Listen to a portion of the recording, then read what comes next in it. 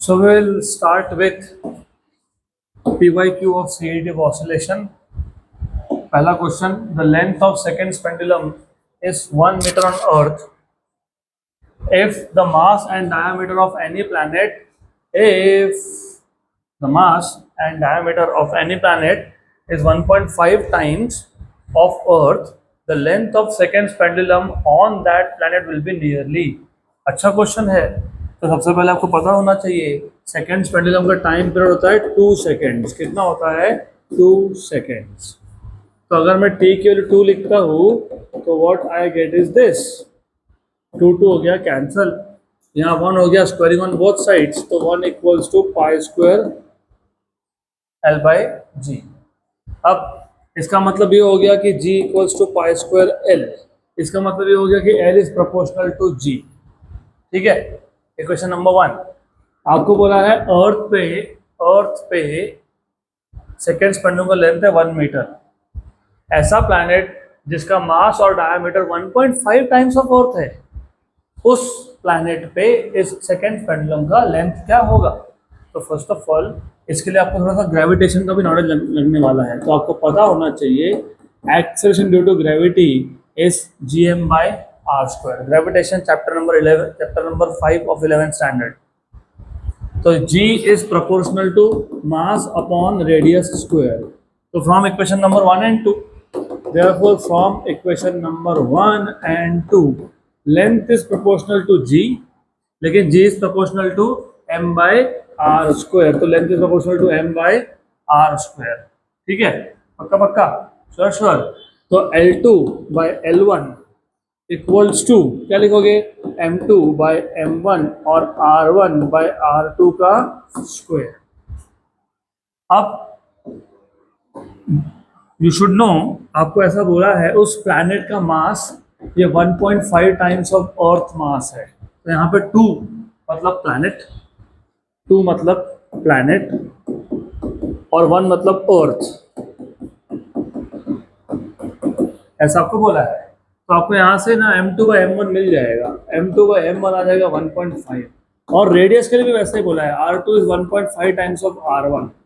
मतलब आपको r1 by r2 भी मिल जाएगा. तो r1 by r2 is 1 upon 1.5. अब ये वैल्यूज आप यहाँ सब्स्टिट्यूट कर लेना.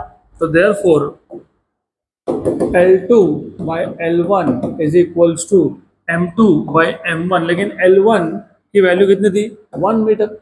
M2 by M1 कितना? M2 by M1 1.5. What is L1 by R1 by R2? R1 by R2 1 upon 1.5 का स्क्वायर. तो L2 इक्वल्स टू 1.5 अपॉन 1.5 का स्क्वायर, बराबर, मतलब कैंसल. तो L2 क्या हो गया? 1 upon 1.5. What is 1 upon 1.5? What is 1.5? 3 by 2. तो क्या हो गया ये? 2 by 3. 1.5 is 3 by 2. 2 गया ऊपर. What is 2 by 3? 0.66. तो you will get L2 as 0.66 meters.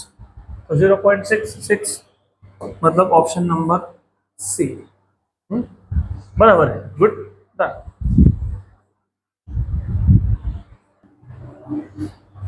Next question.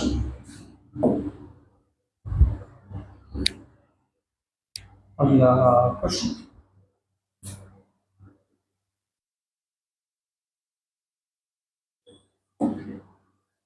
Question number 2, again from 2020.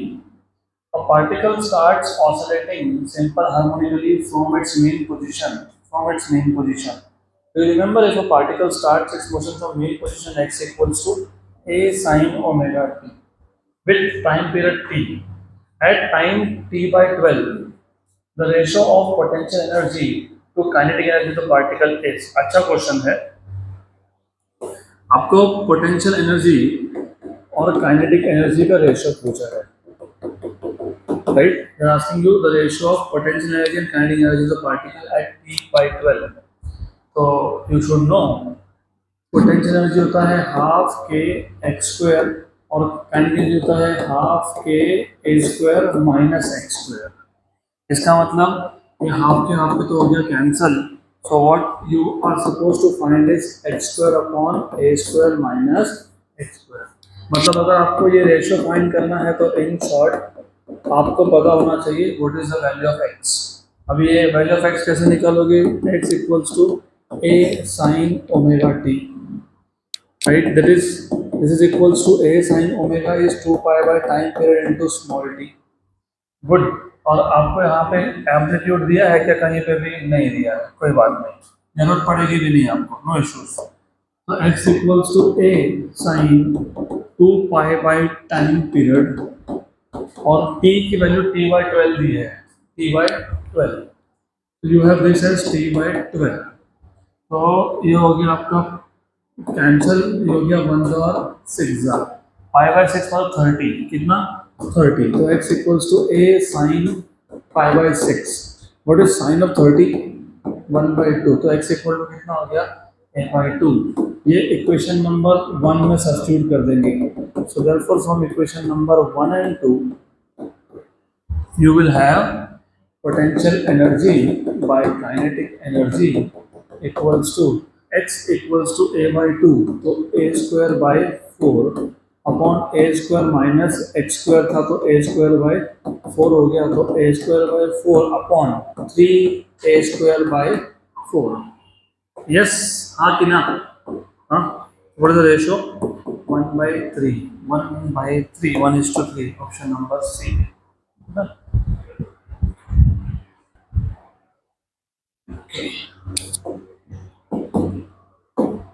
So, अगला question, the time taken by a particle executing simple harmonic motion of period t to move from the mean position to half of the maximum displacement is। Simple सा question है। पहली बात तो particle ने कहाँ से start किया? Mean से। तो मीन से स्टार्ट किया तो x इक्वल्स टू क्या लिखोगे? a sin omega t। दूसरा आपको बोला है the time taken by the particle to move from mean to half of the maximum displacement। What is maximum displacement? a, उसका half a/2, तो x equals to कितना होना चाहिए? a/2। तो from equation number 1 and 2 you will have a/2 equals to a sin omega t। a हो गया cancel, a और a हो गया cancel, half equals to sin omega t, half equals to sin omega t। Half value sine की कौन सा angle पे होती है? π/6, 30 डिग्री, साइन ओमेगा टी। तो π/6 की वैल्यू क्या आ गई? Omega T. तो π/6 की वैल्यू क्या आ गई? Omega is 2 pi by time period into T, क्योंकि आंसर सारे in terms of time period है। यस, तो ये हो गया कैंसिल, ये हो गया कैंसिल, तो you have t equals to t/12, t/12। अब if you look at the previous question, this question, at time t equal to t/12, ratio of potential energy to kinetic energy is, right? तो t/12 पे particle कहाँ है? कहाँ है? कहाँ है? Half of the maximum, मतलब a/2 पे। Done done done.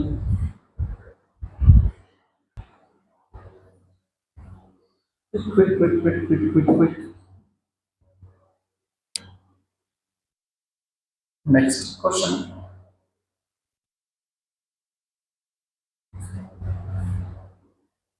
तो इसको याद रख लोगे तो बेटर होगा तुम्हारे लिए।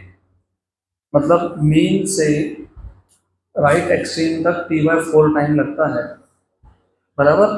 तो मीन से हाफ ऑफ द एक्सट्रीम तक t/12 लगता है। अगर टाइम पीरियड दिया होगा, may be imagine the time period is let us से 3 सेकेंड्स, तो t/12 मतलब 3/12 मतलब 1/4 मतलब 0.25, तो डायरेक्ट आंसर भी आ जाएगा अगर पता होगा तो। नेक्स्ट क्वेश्चन सीम्स गुड, 2021 का क्वेश्चन है PYQ. The Bob of a simple pendulum of length L is pulled through an angle theta from its equilibrium position and then released. When it passes through its equilibrium position, its speed is given by। Okay, ठीक ठाक question है, दो method से solve कर सकते हो। Let's just think of a method first. हमारे पास एक पेंडुलम है, ये उसका बॉब है, इस बॉब ऑफ द पेंडुलम को हमने कर दिया displace and we are just bringing it somewhere over here और फिर रिलीज कर दिया। ठीक, अब मैं थोड़ा सा सिर्फ थोड़ा सा ज़्यादा हाइट दिखाता हूँ, थोड़ा सा बस, नॉट मच। ठीक है, दो मेथड्स है but I am telling you, मैं तुमको एक मेथड बताऊंगा which will be better for you, use कर लो, अच्छा है इसको। अब जब तुमने उसको मान लेते हैं उसका इक्विलिब्रियम पोजीशन है, तुमने जब उसको रिलीज करके तो यहाँ आएगा। हम्म, तो इस प्रोसेस में potential energy is getting converted to kinetic energy. मैं जानबूझ के मेथड बता रहा हूँ कि ये मेथड तुमको बाकी सर्कुलर मोशन के लिए भी काम में आता है। तो याद रखना, मोशन कोई भी हो, एसएचएम हो, सर्कुलर हो, कुछ भी हो, टोटल एनर्जी हमेशा कॉन्जर्व्ड रहता है। मतलब total energy at A and total energy at O will always be same. What is total energy? Kinetic plus potential. तो kinetic at A plus potential at A equals to kinetic at O plus plus potential at O. A पे kinetic energy zero है क्योंकि A is extreme position, speed zero होता है, speed zero, kinetic energy zero होता है। Potential energy होता है half ए x square. ठीक, बराबर। बट क्या फाइंड करना है उसको ध्यान देना, आपको स्पीड पूछा है, स्पीड पूछा है। तो मैं फिलहाल फिलहाल फिलहाल फिलहाल इसको मैं पोटेंशियल एनर्जी रखता हूँ फिलहाल, या फिर इसको एम जी एच लिख दो, better, m g h, where h is the height. वो ठीक है। ध्यान देना, ये important, very important. Kinetic energy at O is half m v square और तुमको स्पीड ही पूछा है। But potential energy O is zero, क्योंकि ओ पे हाइट जीरो हो जाएगा तो पोटेंशियल एनर्जी जीरो हो जाएगा। इसलिए मैंने बोला था तुमको direct potential at A equal to kinetic at O, क्योंकि एक्सट्रीम पोजीशन में हमको पता ही है काइनेटिक एनर्जी होता ही नहीं है, सिर्फ पोटेंशियल होता है। और हमको ये भी पता है कि जब एक्सट्रीम से वो मीन की तरफ आता है तो पोटेंशियल एनर्जी कम होता जाता है और काइनेटिक बढ़ते जाता है, और मीन पे potential energy is totally converted to kinetic. तो डायरेक्ट दे तो बेटर था। ठीक है, एनीवेज नहीं लिखा तो कोई बात नहीं। अभी एम भी गया तो तुम्हारे पास वी स्क्वायर आ गया 2gh, तो तुम्हारे पास वी आ गया अंडर रूट ऑफ 2gh। तो रूट और 2g लिखने वाला है तुमको, root of 2g, root 2g, root 2g, root 2g। आगे अब मैं मान लेता हूँ कि ये जो पेंडुलम का लेंथ है वो एल है, और मान लेता हूँ ये एंगल जो है वो थीटा है। तो ये जो एल है, एल इसका प्रोजेक्शन प्रोजेक्शन वो होगा एल कॉस थीटा। कितना होगा? L cos theta. बोला ये कहाँ से आ गया? प्रोजेक्शन मतलब शैडो, और ये एंगल को एडजेसेंट है। What is cos by definition? चलो इसको मैं y मानता हूँ फिलहाल, y। What is cos by definition? Adjacent side upon hypotenuse. मतलब यू आर सेइंग कि cos theta is adjacent side which is y upon hypotenuse which is l। तो what is y? What is y? l cos theta. तो वही तो लिखा मैंने, फिर मैंने इसको y मान लिया, ये l था, cos theta is y by l, तो y कितना हो गया? l cos। पक्का? श्योर? हमको क्या चाहिए? हाइट। क्या चाहिए? Height. But do you see कि यहाँ से यहाँ तक भी तो लेंथ ही है ना, it's also the length of the pendulum, right? इसका मतलब क्या होता है? ये h है तो ये डिस्टेंस भी कितना है? h है। तो h प्लस वाई क्या आ गया? l। क्या आ गया? l। तो from diagram h plus y equals to l। तो what is h? l minus y। लेकिन what is y that we have got? l cos theta. Oh very good, l मैं common निकाल लेता हूँ, 1 minus cos theta. तुमको क्या चाहिए था? तुमको चाहिए था v। v क्या है? अंडर रूट ऑफ 2gh, और तुम्हारे पास h क्या आया? क्या आया h? l into 1 minus cos theta. तो under root of 2gl 1 minus cos theta. तो देखो देखो देखो देखो कहाँ दिख रहा है?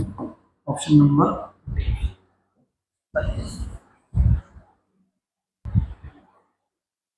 Next question. चलो अगला क्वेश्चन।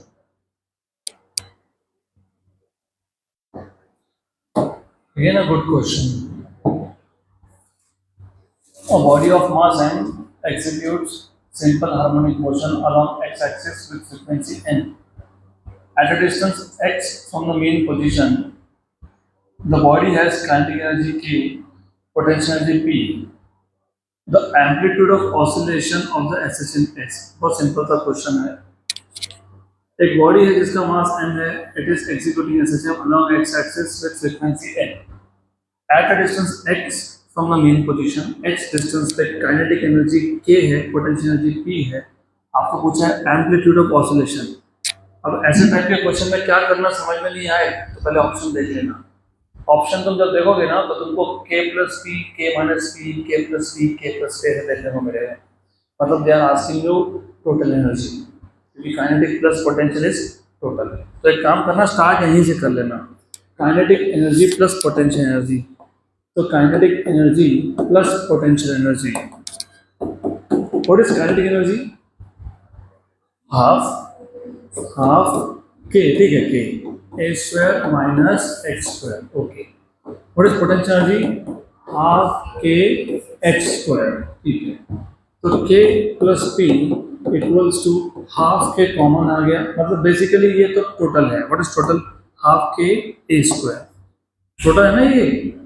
अरे बाबा टोटल है ये. तो टोटल में एक्स स्क्वायर कैंसिल होता है ना? होता है क्या? यस. तो आंसर में एक्स तुमको दिखने नहीं वाला है, या एक्स नहीं नहीं ये कैंसिल होने वाला है. तो kinetic plus potential is half के ए स्क्वायर. तुमको क्या पूछा है? एम्पलीट्यूड. थोड़े ए स्क्वायर 2 टाइम्स. अब प्रॉब्लम क्या होता है, ये k और ये k they are not same. This k is constant और वो k होता है m ओमेगा स्क्वायर. क्या होता है? m omega square. कंफ्यूजन नहीं हो इसके लिए मैं पहले से लिख देता हूँ, हाफ m ओमेगा स्क्वायर. ये भी लिख देता हूँ मैं m ओमेगा स्क्वायर. ये जो स्मॉल k मैंने लिखा था जो हटा दिया, वो स्मॉल k था स्प्रिंग कांस्टेंट, और ये जो कैपिटल के है वो है काइनेटिक एनर्जी. क्या है वो? Kinetic energy.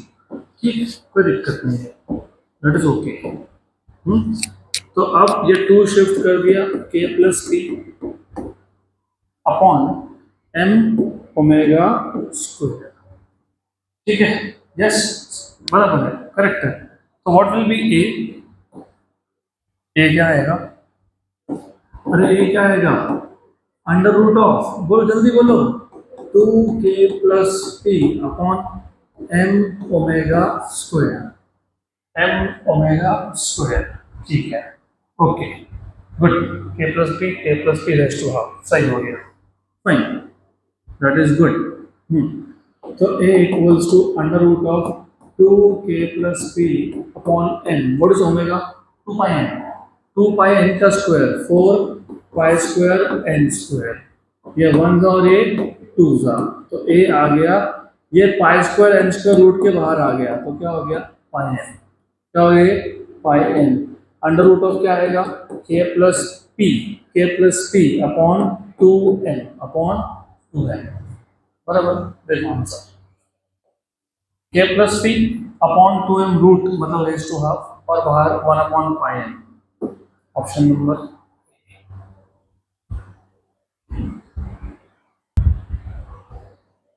So next question. अगला क्वेश्चन.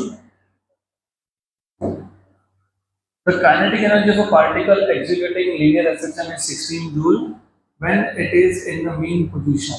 याद रखना, मेन पोजीशन पे होता ही सिर्फ काइनेटिक है, और वो काइनेटिक ही बन जाता है टोटल की पोटेंशियल तो जीरो है. मतलब ये जो मेन पोजीशन पे 16 जूल काइनेटिक बोला है वो टोटल ही है.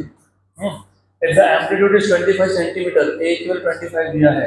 Periodic time of the particle in second is. Mass of the particle is 51.2. Simple, एकदम सिंपल है. मैं तुमको अभी वापस बता देता हूँ क्या बोला है इन्होंने.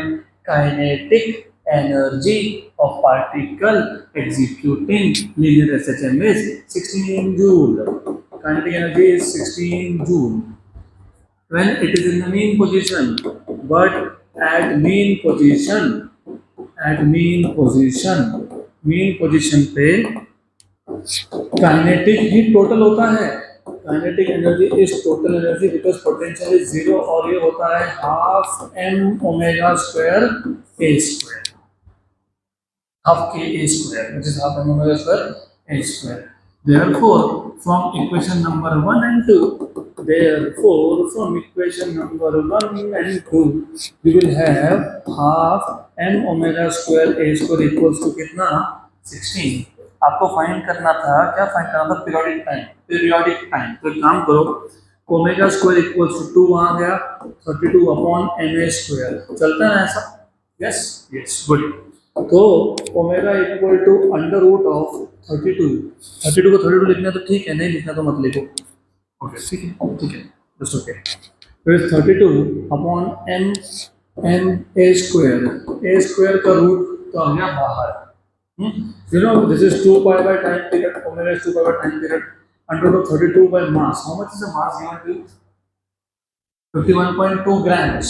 अच्छा है, 51.2 ग्राम, ग्राम को किलोग्राम में कन्वर्ट करने के लिए 10⁻³ वेरी गुड। और 1 अपॉन ए, एम्पलीट्यूड कितना है? 25 सेंटीमीटर, मीटर में कन्वर्ट करने के लिए 10⁻²। बराबर। अब एक काम और करना, अच्छे ध्यान देना, ये 51.2 है ना, ये पॉइंट भी हटा दो, ये हटा दिया तो ये क्या बन गया? पावर 4, बराबर। तो 2 pi by t equals to under root of 32 by 512, और ये 10⁻⁴ है, ये आके बाहर 10⁻⁻² हो गया, बराबर।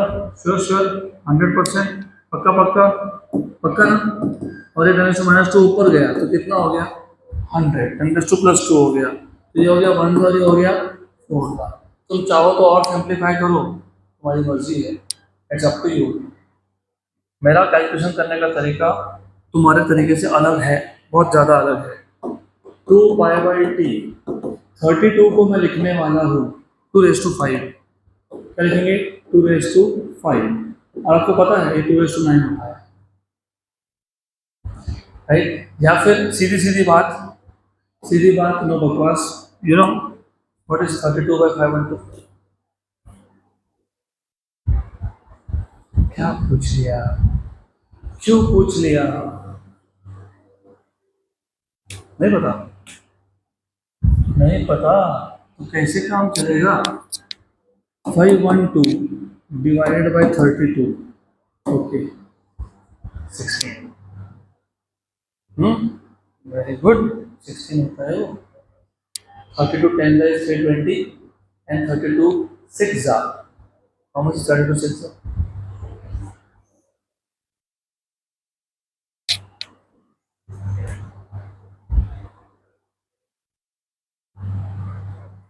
32 6 are 192। और कैसे चलेगा फिर? अगर ऐसा करोगे तो कैसे होगा? 1 का और 16 का, ओके। तो ये आ गया 2 pi by t equals to, ये 10⁻² है ना, इसको ऊपर भेजो, 10⁻², वो 4 और ये 4 क्या हो गया? कैंसल, ठीक। ये 1 और ये 50, तो टाइम पीरियड क्या आ गया? Pi by 50, pi by 50, pi by 50, pi by 50, option number D.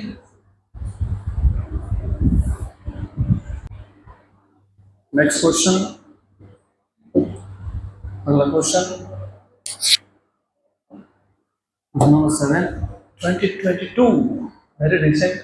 The instantaneous displacement of a simple harmonic oscillator is given by y equal to a cos omega t plus pi by 4. y बोला है मतलब vertical vibrations है। Its speed will be maximum at time. तो they are asking you maximum speed कब होगा। अब इसको भी solve करने के दो मेथड हैं, मैं एक ही बताऊंगा आपको। स्पीड मैक्सिमम बोला है तो पहले एक काम करो, ये डिस्प्लेसमेंट का इक्वेशन है, तो तुमको पहले तो ये पता होना चाहिए कि डिस्प्लेसमेंट के इक्वेशन से स्पीड कैसे फाइंड करते हैं। कैसे फाइंड करते हैं? डिस्प्लेसमेंट दिया तो स्पीड कैसे फाइंड करते हैं? Derivative, v equals to derivative dy by dt। अरे ये तो सिंपल सी बात थी, तो क्यों नहीं बताया, बताना चाहिए था। तो D D T of y, y क्या है, a cos omega t plus pi bye, ठीक है गुड। दो मेथड्स हैं, मैं पहले ही बता देता हूँ, दो है पर ठीक है अभी मैं बता देता हूँ। Let's solve this one. Okay, तो a कांस्टेंट है, constant outside, derivative of cos is minus sign omega t plus pi by 4 into derivative of omega t plus pi by 4। Omega t का डेरिवेटिव आएगा omega, pi by 4 का 0, तो आपको मिल गया v का equation. तो ultimately what do you see from here, v depend on a और omega constants है, तो it depend on sine of omega t plus pi by 4। मतलब v तब मैक्सिमम होगा जब sine omega t plus pi by 4 maximum होगा। So v is maximum when, क्योंकि v depend करता है साइन के ऊपर, तो v is maximum when sine of omega t plus pi by 4 is maximum. तो what is the maximum value of sign,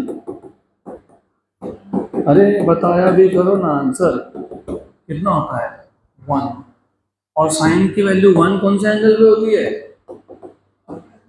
0 पे नहीं होती ना, 90 पे होती है। 90 90 मतलब पाई बाय 2, तो omega t plus pi by 4 equals to sine of pi by 2। Sine sine गया, तो omega t plus pi by 4 कितना आया, पाई बाय 2, मतलब ओमेगा टी इक्वल टू क्या आया, पाई by 2 minus pi by 4। Pi by 2 minus pi by 4 pi by 4 ही होता है, क्योंकि पाई बाय 2 0.5 है, पाई बाय 4 मतलब 1/4 0.25 है, 0.5 में से 0.25 है तो 0.25 ही है, which is by 4। नहीं तो कर लो 4 pi minus 2 pi is 2 pi, 2 pi upon 8 is pi by 4 again. आपको टाइम पूछा था इन टर्म्स ऑफ ओमेगा, तो हो गया सॉल्व। तो t equals to pi by 4 omega, सिर्फ 4 को शिफ्ट कर ओमेगा शिफ्ट कर दिया, तो pi by 4 omega, pi by 4 omega, option number B.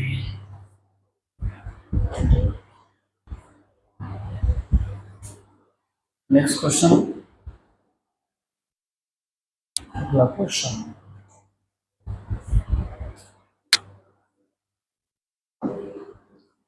a particle performs linear acceleration when the displacement of the particle from main position are 3 and 4 centimeter. The corresponding velocities are 8 and 6 centimeter per second, respectively. Its time period is, कुछ याद आ रहा है, state board में question था ये, सिर्फ values अलग थे। सेम क्वेश्चन तब बोला भी था आपको मैंने कि ये सेम क्वेश्चन सीईटी में आया हुआ है, ये तो 2022 में है, इससे पहले भी एक बार आया हुआ है। तो a particle performs linear acceleration, और उसमें जब पार्टिकल का पोजीशन मतलब डिस्टेंस 3 सेंटीमीटर था, तो x इक्वल्स टू 3 सेंटीमीटर पे वेलोसिटी की वैल्यू v1 वो कितनी है, 8 सेंटीमीटर पर सेकेंड। और at x2 equals to 4 centimetre, 4 centimetre पे स्पीड कितना हो गया, 6 सेंटीमीटर पर सेकेंड। और ऐसा होना भी चाहिए, क्योंकि मैंने बताया था जितना मेन पोजीशन से पार्टिकल दूर है उतना उसका स्पीड कम होता है, क्योंकि मेन पे मैक्सिमम होता है और एक्सट्रीम पे 0 होता है। तो मेन से जब दूर जा रहा है तो स्पीड कम हो रहा है। 3 सेंटीमीटर पास वाला डिस्टेंस है, 4 सेंटीमीटर दूर वाला डिस्टेंस है, तो पास वाले डिस्टेंस ज़्यादा होना चाहिए, दूर वाले पे कम होना चाहिए, तो बराबर है। और आपको पूछना है पीरियोडिक टाइम, तो simple thing, v equals to omega under root of a square minus x square, तो v1 equals to a square minus x1 square। Omega 1 मत लिख देना, फिर दोस्तों अगर ओमेगा 1 लिख रहे हो तो तुम ये बोल रहे हो कि दो पार्टिकल है, दो नहीं है, एक ही पार्टिकल है।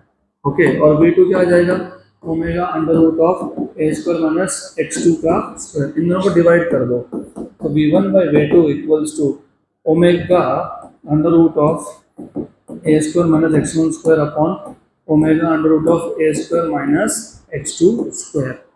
ओमेगा ओमेगा गया, v1 की वैल्यू 8 है, 8 है, 8 है, और ये 6 है, और अंडर रूट कॉमन डाल देते हैं, a square minus x1, what is x1 3, तो 3 स्क्वायर, और a square minus x2 which is 4, 4 square, and that is, this is 4 this is 3 squaring on both sides, 16 by 9 A square minus 9 और A square minus 16 cross multiply 16 A square minus 16 into 16 I know it is 256 मुझे पता है मैंने नहीं लिखा good तो ये हो जाएगा equal to 9 A square minus 9 to 9 81 that also I know मैं सिर्फ ये आखिरी में करता हूँ कैलकुलेशन क्योंकि हो सकता है कहीं पे सिंप्लीफाई भी हो जाए होता भी है कभी कभी नॉट ऑलवेज तो 16 ए स्क्वायर ये 9 ए स्क्वायर लेफ्ट साइड में लेके आ गए तो 9 ए स्क्वायर माइनस हो गया इक्वल्स टू ये वहाँ लेके चले गए तो प्लस हो गया तो 16 इंटू 16 ठीक है 256 बन जाएगा वो minus 9 into 9 okay good fine okay कर लेंगे solve 7 a square equal to 256 minus 81 256 में से 81 मत निकालो 100 निकाल लो 156 और 19 ऐड कर लो 175 तो ये हो जाएगा 1 जा हो जाएगा 25 7 जा इज 175 तो ए की वैल्यू आ जाएगी 5 centimetre of course plus minus तो amplitude is plus minus 5 centimetre अब एम्पलीट्यूड ए की वैल्यू किसी भी दोनों में से किसी में भी सब्स्टिट्यूट कर दो तुम्हारी मर्जी है V1 या V2 it's up to you so I'll just put in V1 put A equals to 5 in V1 so therefore you have V1 equals to omega under root of A square minus x1 square V1 की value कितनी थी V1 की value कितनी थी 8 omega is 2 pi by time period A square मतलब 5 square which is 25 minus 3 square 3 था ना 3 था yes तो 8 2 pi by t 25 माइनस 9 कितना होता है कितना होता है 16 का रूट कितना होता है 4 वेरी गुड पक्का ना हाँ यस नीचे I know it is I know human error ये और ये हो गया कैंसर तो t equal to pi seconds तो या तो पाई आंसर होगा या तो 3.14 होगा पाई है ना पाई options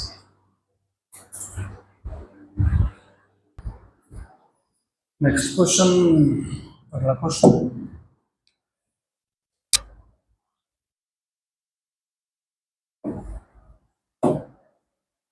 A spring has length L, force constant K.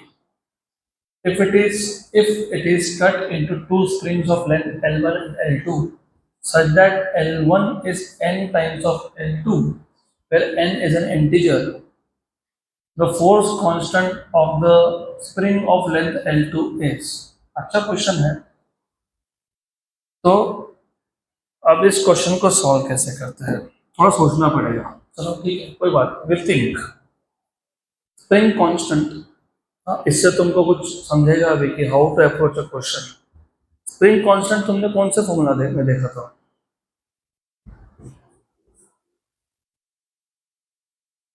कहीं तो देखा था ना हाँ देखा था फर्स्ट लेक्चर में इंट्रोड्यूस कर दिया था मैंने restoring force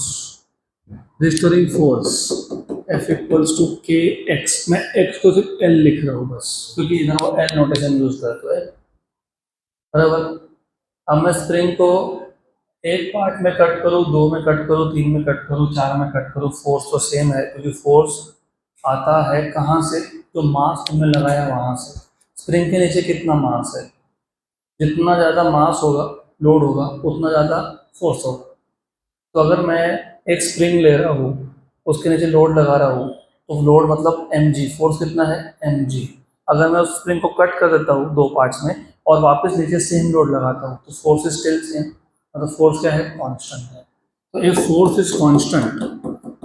force is constant इसका मतलब क्या हो गया कि product of k into L is constant बराबर गुड यस कि नो यस इसका मतलब k1 L1 equals to k2 L2 और 3 पार्ट करते तो k3 L3 4 करते तो k4 L4 हमेशा ऐसा ही होता है स्प्रिंग के 2 ही पार्ट कट किए इसलिए k1 L1 equal to k2 L2 उसमें से आपको पूछा क्या है आपको पूछा है the force constant of the spring of length L2 मतलब k2 पूछा है तो what is k2 it is k1 L1 by L2 ठीक हो गया यस पक्का sure yes okay good no problem अब हमको अगर ये क्वेश्चन सॉल्व करना है और देख लो एक बार, हमारे पास K1 L1 L2 में आया, इनके पास सिर्फ N और K में आया।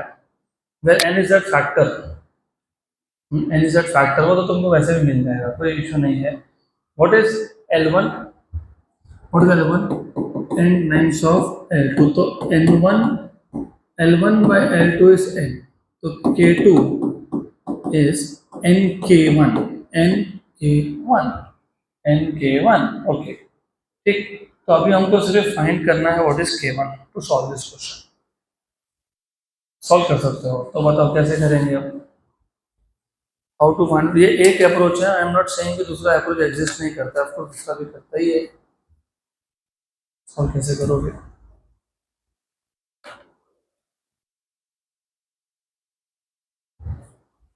कैसे सॉल्व करोगे। What is original force constant K, हमारे पास जो आंसर है वो in terms of K1 K2 है, हमको चाहिए in terms of K, in terms of K चाहिए, कैसे लाएंगे।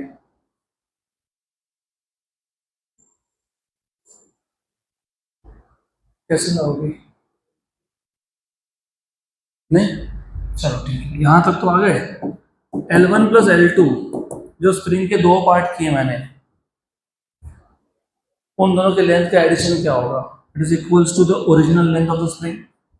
मतलब अगर मेरे पास एक स्प्रिंग था, ओरिजिनल स्प्रिंग था, अगर इसका लेंथ L था, इसके दो पार्ट्स कर दिए, एक का लेंथ L1 है, दूसरे का लेंथ L2 है, तो L1 प्लस L2 क्या आ जाएगा, L, वही लिखा है मैंने।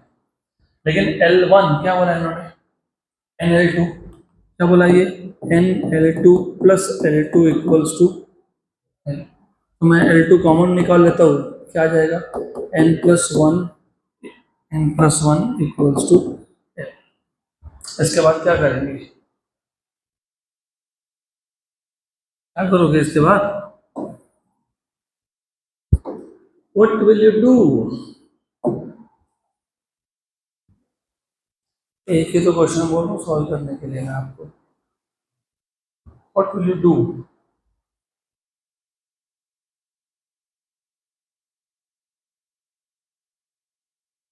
अरे अरे अरे अरे अरे अरे अरे अरे,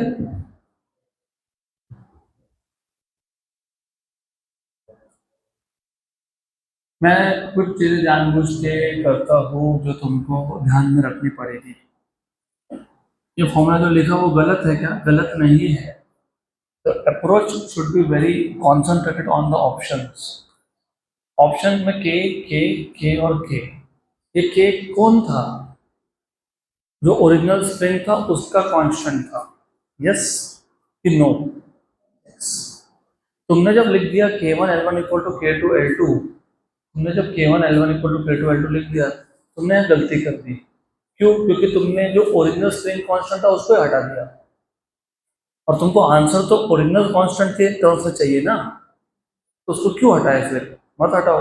फिर एक काम करो, जब के एल इक्वल्स टू कॉन्स्टेंट है, तो K1 L1 equal to K2 L2 equal to KL है, इक्वल टू K3 L3 है, इक्वल टू K4 L4 है। हम कहाँ गलती कर गए कि हम इस पे ध्यान दे रहे थे, मत दो उस पे ध्यान। क्यों, क्योंकि तुमको जब answer in terms of original spring constant पूछा है, तो फिर मुझे ये वाला पार्ट यूज करना चाहिए था, तो फिर प्रॉब्लम नहीं आती। तो अब देखो क्या आ गया, K2 L2 इक्वल्स टू क्या आ गया, KL, आया कि नहीं, यस कि नो, यस। इसको मैं इक्वेशन नंबर 1 बोल देता हूँ, और यहाँ से L2 इक्वल टू क्या हो गया, L1 L/N+1, इक्वेशन नंबर 2। अब ये इक्वेशन नंबर 2 इक्वेशन नंबर 1 में सब्स्टिट्यूट कर देता हूँ मैं, so therefore from equation number 1 and 2, from 1 and 2, what is equation 1, K2 L2 equals to KL, what is L2, बताओ बताओ बताओ बताओ जल्दी बोलो, L/N+1, L और L क्या हो गया, कैंसल हो गया, तो K2, what is K2, N+1 into K, देखो आंसर होगा, है क्या, है क्या, option number 1।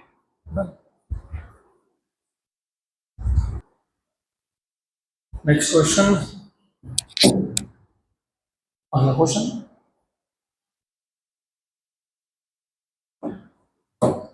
a simple pendulum of length 2 meter and mass of the bob as 0.5 kilogram is given a tension of 10 newton.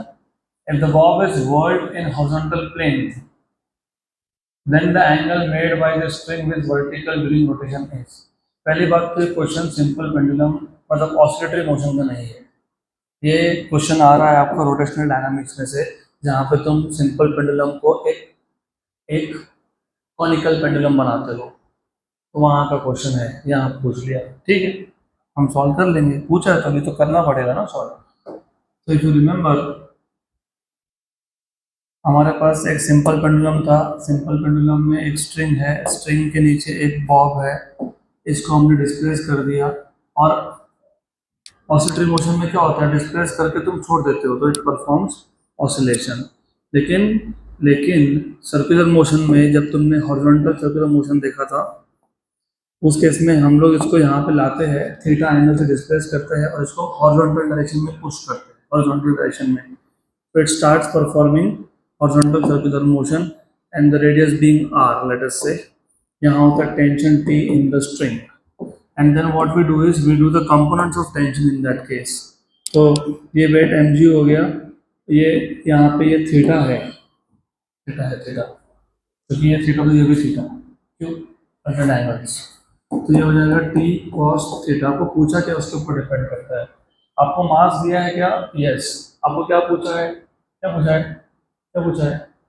Angle theta पूछा है, tension दिया है, यस टेंशन दिया है, तो इसी से काम हो जाएगा अपना।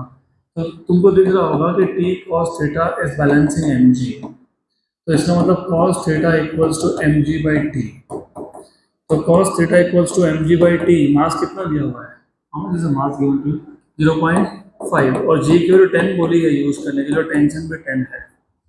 क्वेश्चन तो सीधा पूछ लेते हैं, बहुत सिंपल क्वेश्चन है, cos थीटा की वैल्यू 0.5 मतलब cos थीटा की वैल्यू 1/2, cos थीटा की वैल्यू 1/2 कौन से एंगल पे होती है, 60 मतलब कितना, π/3, तो थीटा की वैल्यू π/3 या फिर 60, जो भी दिया होगा वो π/3, option B. Good, so that's it for today.